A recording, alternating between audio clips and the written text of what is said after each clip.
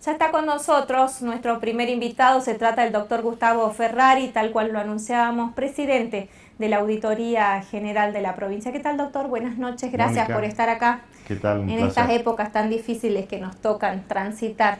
Doctor, decía, ¿no?, de la importancia de este órgano que usted preside, teniendo en cuenta que la gente reclama transparencia en los actos de gobierno. ¿Cómo se hace para trabajar en consonancia con este reclamo?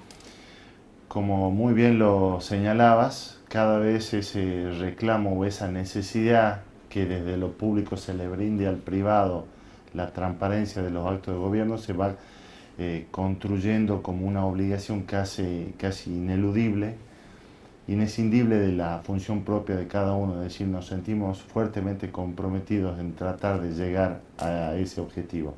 Es un poco la esencia misma de la auditoría.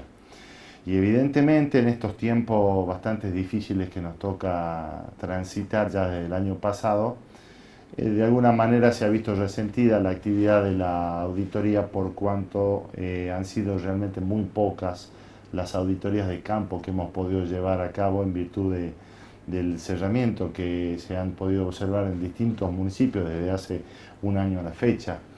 Si bien es cierto que hemos podido avanzar con algún tipo de requerimiento e intimaciones electrónicas, también es cierto que el respaldo probatorio de los documentos físicos son la materia prima más importante para poder trabajar y tratar de concluir toda la auditoría y todas las planificaciones que tenemos hecho a lo largo y a lo ancho de la provincia, no tan solo en los municipios, sino también en distintos organismos del Poder Ejecutivo y otros entes descentralizados, y a partir de allí poder dar acabado y fiel cumplimiento a este objetivo, que es en definitiva tratar de llevar una conclusión a la gente, de manera que ésta pueda advertir o no la conclusión de los presupuestos, el gasto del dinero público, conforme a las pautas legales establecidas.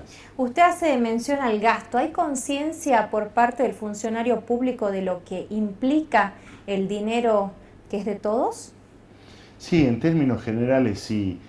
Debo decir que en su gran mayoría los presupuestos, tanto los provinciales como los municipales, aparecen un poco desajustados en el transcurso del año. Es decir, todos esos presupuestos que han sido previstos en el mes de enero para gastar una determinada cantidad o una suma determinada, generalmente se van ajustando con refuerzos de partida porque evidentemente en un país con un fuerte proceso inflacionario, las previsiones financieras que hacen las cabeceras de estos organismos, de estos municipios, muchas veces no se dan abasto y necesitan de acomodamiento de partida o de refuerzo de partida. La conciencia existe porque generalmente los gastos que han sido previstos nunca sobran, por lo tanto, dentro de parámetros normales y generables, sí se utilizan los fondos como corresponde. Ustedes hacen un control externo que es a ejercicio cumplido, es así. ¿Cómo hacen para actuar cuando en alguna situación, por ejemplo, se denuncia a alguna persona, vamos a hablar de los intendentes, que está haciendo un mal uso de cierto dinero, ya sea por una licitación, por una partida que fue desviada o por algún uso de un dinero específico que no se concretó? La característica de que la auditoría ejerce un control posterior hace a la esencia misma de la institución. Con la reforma del año 98 se ha previsto, el constituyente ha previsto que la auditoría sea un órgano extrapoder que lleve y que tenga a su cargo el control externo y posterior, como muy bien señalabas en tu pregunta. Esto quiere decir que hay ejercicios vencidos. ¿Por qué ejercicio vencido? Porque el constituyente también ha querido respetar la autonomía de los municipios, en el sentido de que si el intendente ha sido elegido, él tiene la libertad de moverse en el dictado del presupuesto y su primer órgano de control son siempre los consejos deliberantes. Por eso, una vez concluidos los ejercicios financieros, empieza de alguna manera la competencia de la auditoría.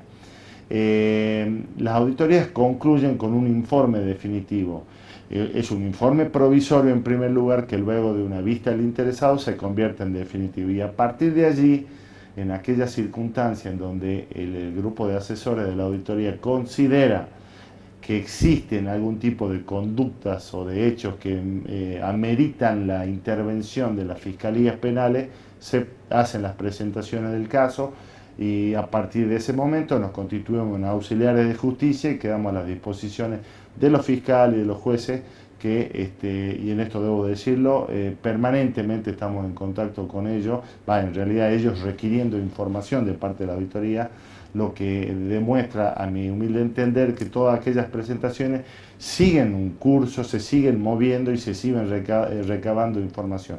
No nos interesa el resultado de eso porque es la justicia en definitiva, con el trabajo de los fiscales, los que deben dar una conclusión a ese aspecto. Nosotros damos cumplimiento a la obligación que nos cabe a cada uno de los auditores y a la institución en general de denunciar cuando existen conductas que probablemente podrían justificar la apertura de un proceso. Si bien ustedes no tienen esa última palabra con respecto a lo que si se cometió o no un ilícito o una anomalía, ¿qué cantidad de informes en cuanto a números de municipios se han enviado de un tiempo a esta parte a Fiscalía, por ejemplo? Mire, nosotros en lo que hace un periodo de diría que 18 meses a 2 años esta parte, hemos enviado más de 40 denuncias penales. ¿Aún en medio de la pandemia? Sí, aún en medio de la pandemia, porque no tan solo nosotros hacemos denuncias penales cuando observamos el incumplimiento o algún hecho que así lo justifique, sino también,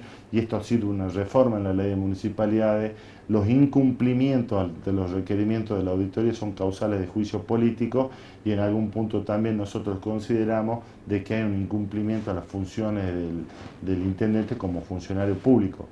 De manera tal que estas son apreciaciones que deben ser, a concepto de nosotros, deben ser revisadas y analizadas por la justicia. Ellos son en definitiva los que tienen la competencia para decir si eso es así o no. Nosotros cumplimos con la misión. Estas más de 40 denuncias penales ha significado ¿Son solamente de municipios o de otros organismos? No, se han hecho también sobre algunas personas de algunos organismos, pero mayormente de municipios. ¿De qué organismos estaríamos hablando, por ejemplo? Bueno, hay una cuestión vinculada de Saeta, de hace ya un par de años. Nosotros en este sentido, el Colegio de Auditores ha tomado una decisión de seguir avanzando un poquito más y no quedarnos a veces con aquellas conclusiones dentro de la auditoría que representaban alguna posibilidad de ser investigado bajo la justicia. Entendemos que el sistema funciona así, se complementa una cosa con la otra. Tenemos inclusive algunos ejemplos de circunstancias de municipios que han llegado a Fiscalía de Estado para que se haga el juicio civil, procurando el recupero de los fondos adeudados.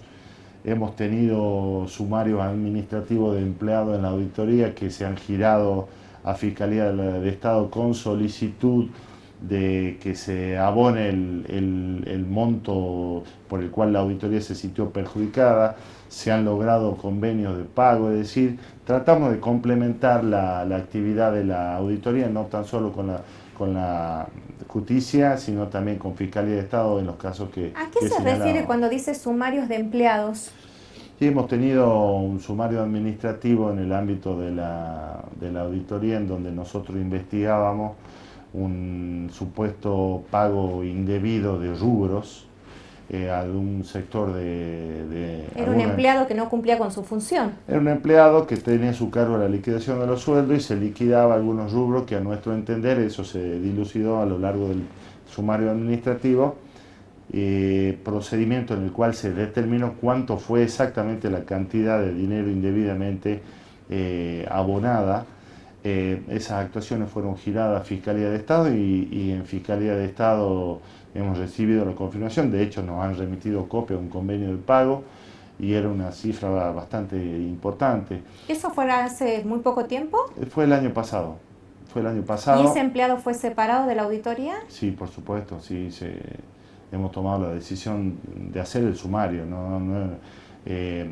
consideramos de que esas conductas deben ser ventiladas en un proceso administrativo sancionatorio, por cierto, pero en donde el involucrado tenga posibilidad de ofrecer prueba, de defenderse, y la conclusión del sumario ha dado en estas cuestiones que le comentaba. Doctor, estamos próximos a una reforma de la Constitución. 9 puntos se van a reformar. ¿Y cómo serán tan importantes los órganos de control que se pone la vista justamente en un artículo con respecto a quienes pueden integrar la auditoría de la provincia?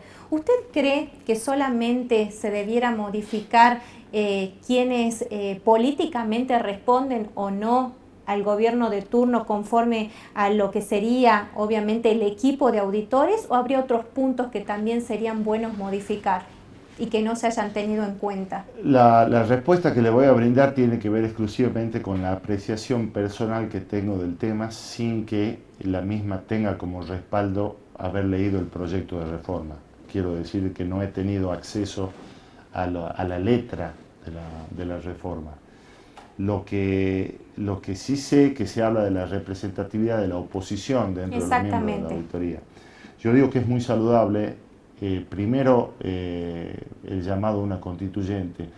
En una república como en la que vivimos, así funciona el sistema. La constitución se puede reformar, sí, a través de una constituyente. Por lo tanto, celebro la conformación de un ámbito de discusión para tener mejores instituciones en nuestra provincia. Concretamente, por supuesto que me parece muy oportuno discutir la representatividad de la oposición dentro de la auditoría. Los órganos de control a nivel nacional y a nivel internacional tratan el tema, por lo tanto avanzar en este sentido me parece que es un elemento que ayorna de la mejor manera posible la constitución de la auditoría. ¿Y debieran ser más miembros o con esos 5 estaríamos bien? Yo creo, bueno, ahí entro en la segunda parte de la pregunta, claro que se podrían avanzar sobre otros aspectos. Me parece muy importante poder avanzar en generar 2 o 3 áreas más. Actualmente tenemos 5 áreas de control, de las cuales 4 están a cargo de los otros auditores y una que tiene que ver con la red federal de los gastos a cargo de presidencia. Imagínense, Mónica, tenemos 60 municipios, toda la estructura del Poder Ejecutivo, el Poder Legislativo, el Poder Judicial, los partidos políticos también tenemos que auditar, los fondos que reciben para las campañas políticas, el Fondo Especial de Tabaco, los entes descentralizados, EDESA, SAETA, COSAISA. El universo es gigante. Tenemos que auditar también algunas... ¿Con cuántos empleados, doctor? Con alrededor de 155 empleados.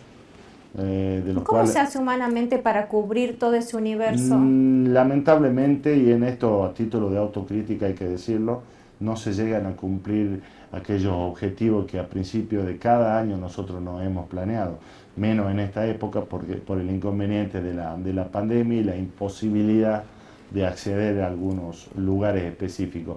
Pero indudablemente se cubre con, primero, gran esfuerzo, capacitación de manera de optimizar los recursos. Hemos firmado un convenio con el Ministerio Público para que nos ayuden en el tema de la capacitación de los delitos que tienen que ver con el dinero público, con los fondos públicos.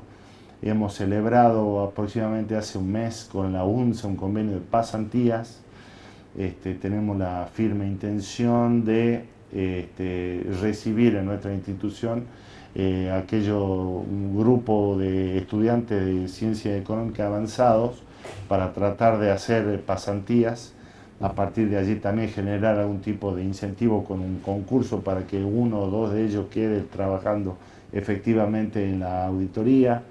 Es decir, optimizar el recurso y tratar de complementar el accionar. ¿De quién depende que se pueda contar con mayor recurso humano dentro de la auditoría? ¿Ustedes son autárquicos, pueden nombrar personal o depende del gobierno de la provincia? Nosotros podemos nombrar personal, pero evidentemente que todo se hace enmarcado en una pauta y en un programa financiero de la provincia, es decir, si la provincia está en las situaciones que está y destinando fondos donde los destina por razones de público conocimiento, evidentemente nosotros también acompañamos, pero indudablemente cuando le decía de que éramos un organismo externo, tiene que ver casualmente con esto, un organismo extrapoder que no depende del Ejecutivo, pero que indudablemente planifica financieramente el gasto de sus recursos dentro de un programa consensuado con las autoridades. Nos fuimos de tema. ¿Habría algo más para modificar a lo que sería la auditoría general si es que la Constitución lo permitiera? Habría que discutir ¿Que el lo tema. haría más operativo a su entender, teniendo en cuenta que usted la preside? No, porque en la Constitución no se analizan cuestiones demasiado operativas. Para eso hay una ley, en el caso de Salta la 7103, que es la dictada en consecuencia del artículo 169 de la Constitución, que es donde está concebida la auditoría. No me parece que una constituyente debe entrar en situaciones particulares.